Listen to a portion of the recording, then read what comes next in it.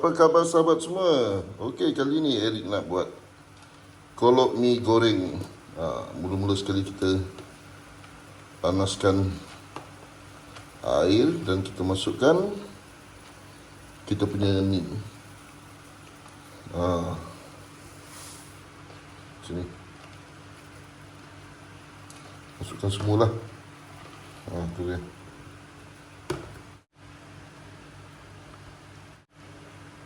Ni kena masak dulu. Alright, kita punya kolok ni kita pun dah masak. Jadi kita boleh angkat lah. Kita toskan dia. Alright, tos.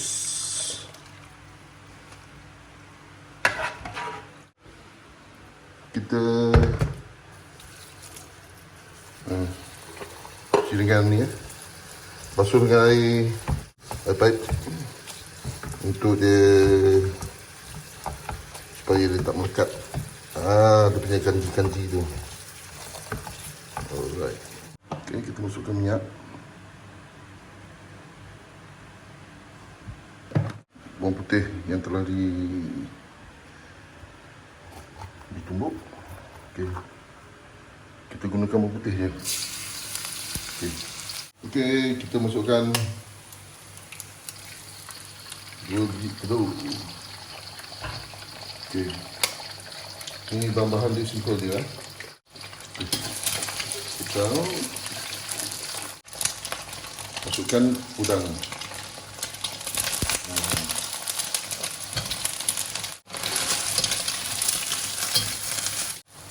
Kita masukkan kucai lah bagi naik bau dia.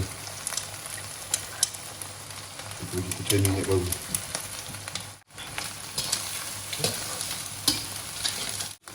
Masukkan serbuk rasa. Kita masukkan mi yang kita rebus tadi. Api beri slow.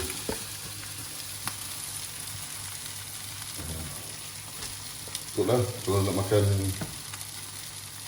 berapa orang? Ni Eric buat untuk makan 4 orang je ni. Kicap sotong.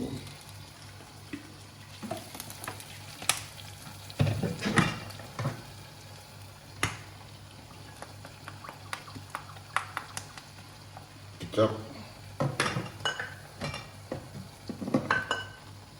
Apa lagi? Sos cili sikit. Mana?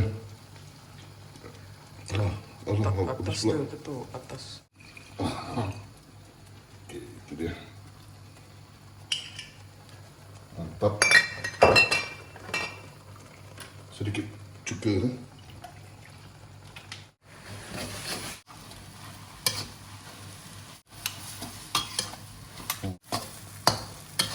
Cukup banyak ni. Macam tak je. Macam tak cukup je. Macam tak cukup, kita tambah lagi. Okey. Dah lah. Dah. Tambahan kecap tadi ni. Buka api. Okey.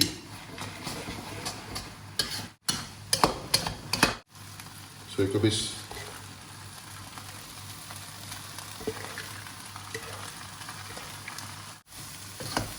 Simple dan sedap. Okey guys. Kita punya kolok mi goreng pun dah masak.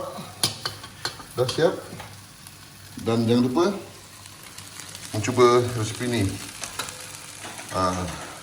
Bye-bye.